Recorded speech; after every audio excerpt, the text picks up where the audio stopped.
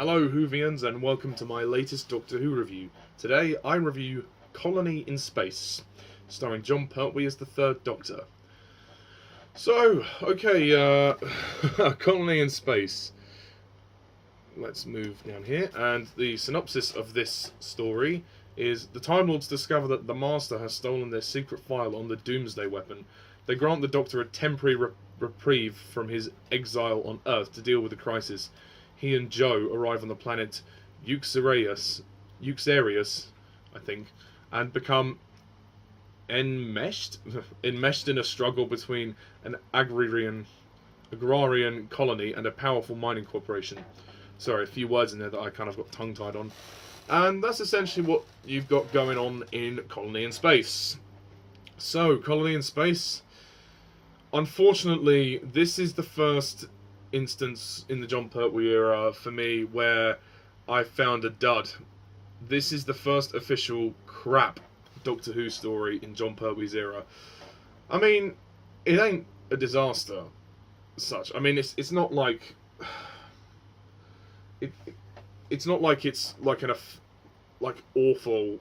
Well, it is awful, but it's not like it's like offensively bad. The problem with this story is that it's just so fucking boring. This story really tested my patience. I struggled to get into this story, and I really struggled to retain my interest with this story.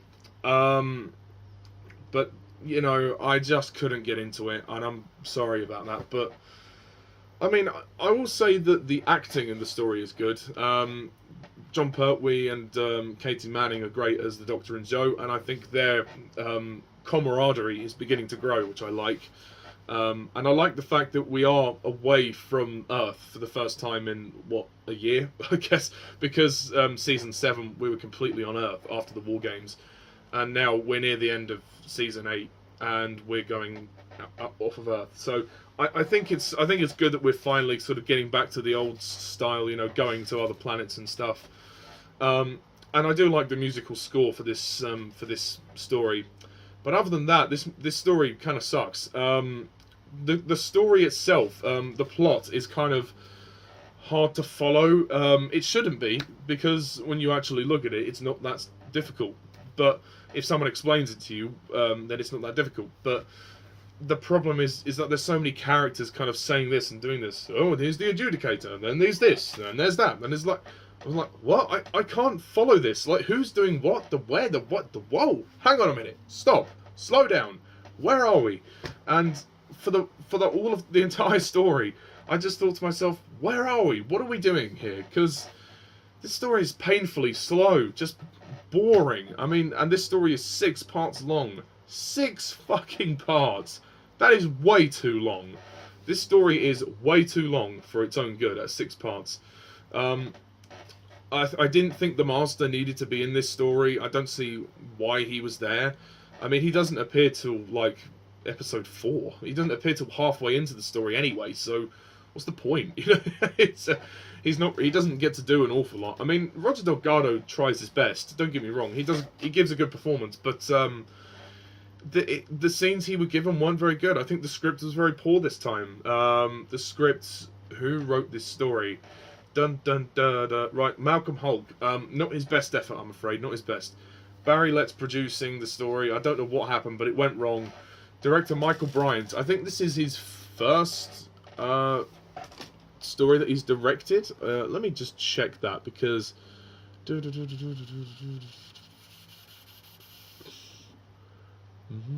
something about Michael Bryant, but I don't know. Anyway, I mean, I thought it was his first story that he directed. He might have directed other ones. If I got that wrong, I'm sorry. Like all the side characters I don't care about. I don't know who half of them are. I also think the aliens in this story look really fucking stupid. I mean, even for the low budget that they've got, they could have done something better than this. I mean, there's this big box alien with like these weird, goofy looking like arms. It looks so fake. It looks like a preschool kid actually made them. It's that bad. And also the green aliens. I don't even know their names. They look terrible, to be honest. But I mean, the main antagonist really is Captain Dent. I mean, I guess he's okay. He's quite menacing, but the rest of them I couldn't give a shit. I couldn't really give a shit about this story.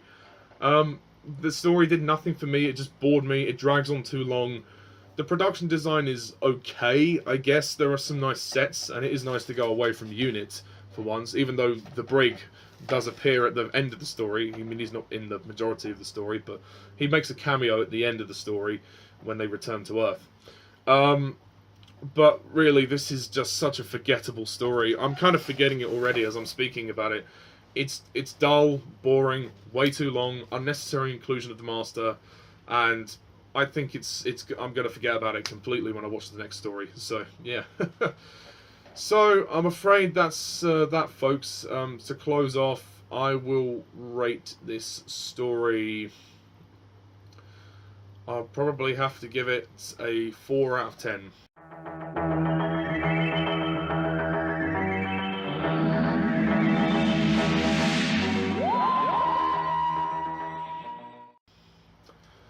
Look, it's not a disaster, but it's just not very good. It just really isn't very good. Very sloppy. Very sloppy.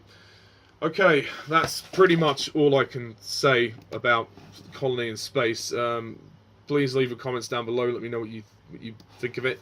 Next time we come to the season finale, so we're coming to the end of the second season of Pertwee, which is The Demons, which will obviously be a overall discussion on season 8 as well, and my mini ranking. I like to do a little ranking at the end of each season finale, just because I can't be bothered to do a whole ranking video. It's just unnecessary with the amount of seasons there are. It's just, and you know, just watch the reviews for the full thoughts. You know, there's no point to do the ranking. Not for all the amount of Doctor Who there is.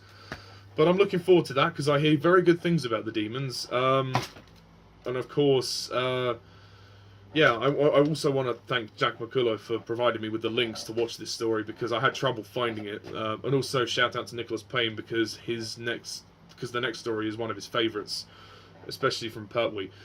But yeah, thumbs down for this one though. Okay. But that's pretty much it, folks. So thank you all for watching, and as always, I'm Mr. TARDIS11. See ya.